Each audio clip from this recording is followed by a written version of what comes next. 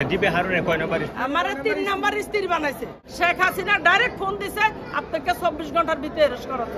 আমার 24 ঘন্টার ভিতরে অ্যারেস্ট করছে। ডিবি হারুনের কয় নাম্বার স্ত্রী? এই যে ডিবির হারুন তো ডিবিতে আর না কয় নাম্বার স্ত্রী আপনার স্ত্রী দাবি ডিবির হারুনের গাজীপুরে গেলে বাইরে অভাব নাই সব দেখাই দিব।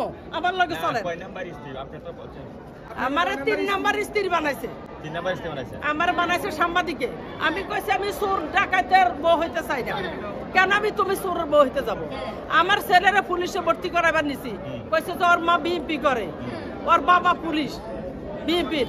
এই ছেলে চাকরি আবার আমার ছেলের গাড় ধরে বের করে দিছে। আমার ছেলের চাকরি দেয়নি, চাকরি দেয়নি। আমারে আমি বলছি সত্য কথা যেটা সাংবাদিক আপনাকে আবার স্ত্রী কেমনে মারবে? আপনি তো যে সাংবাদিক এখন ও বলছে ও আপনি পত্রিকা আমারে দিছে। পত্রিকা পড়েন। স্ত্রী তো আপনি হয় না, স্ত্রী তো শরীয়ত সম্মত হতে হবে, ঠিক না? এখন আপনি সাংবাদিক বানালে স্ত্রী হতে পারবেন? যখন আমাকে আমার বাসা থেকে ধরছে, ধরার পরে বলতেছে গাড়ি তুলে। আমি কইছি আমি গাড়ি তুলবো না, আপনারা গাড়ি দিয়ে নিয়ে আমার গুম করে ফেলবেন। আমি কয়টা আপনার 4 লাখ ভাইরাল, আপনাকে গুম করা যাবে না। শেখ হাসিনা ডাইরেক্ট ফোন দিছে আপনাকে 24 ঘন্টার ভিতরে অ্যারেস্ট করাতে। আমার 24 ঘন্টার ভিতরে অ্যারেস্ট করছে, করে তার আয়না ঘরে ঢুকেছে। আর আপনার বাসা আমি আজকে কথা বলতাম না শেখ হাসিনার বিরুদ্ধে, কিন্তু শেখ হাসিনা স্বৈরাচার সরকার, ভোট দিই নেই। ভোট ছাড়া কিসের সরকার? সে কোন সরকার না, অবৈধ সরকার। আমি আপনাকে একটা প্রশ্ন করতে চাই, মানে আপনি এখানের মধ্যে মানে কতদিন জেল কাটছে?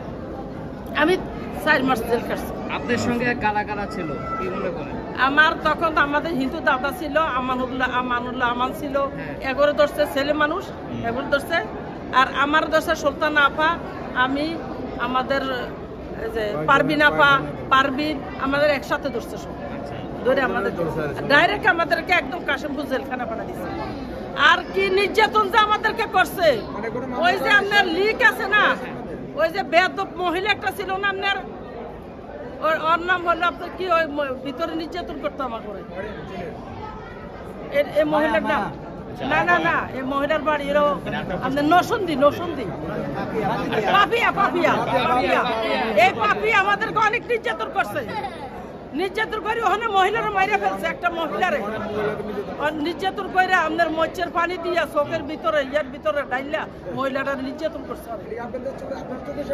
আমাদের চোখের সামনে বাইন্দা রাখছে গাছের সাথে, বাইন্দা চিনি দিয়া, তারপরে পিঁপড়া দিয়া, তারপরে পুরা শরীরের মধ্যে পিঁপড়া কামড়াইছে, বড় বড় পিঁপড়া জঙ্গলের দুবলা। আর এই জেলখানার জন্য, এই জেলখানা আমার মনে হয় থাকার দরকার না, এটা ভাঙার দরকার। আমাদেরকে যেভাবে নির্যাতন করতে হয়েছে, যারা হাত পা ভাঙছে তাদেরকে প্লেট দেওয়া হোক। যারা শহীদ হয়েছে, যারা হাত গেছে, তাদের চোখ গেছে, তাদের পাও গেছে, তাদেরকে প্লেট করে এক একটা প্লেট দেওয়া হোক। এটা কারোর দাবি নাই, এটা আমার মানে মতামত অনুযায়ী আমি কথাটা বলছি। মালিবাগ।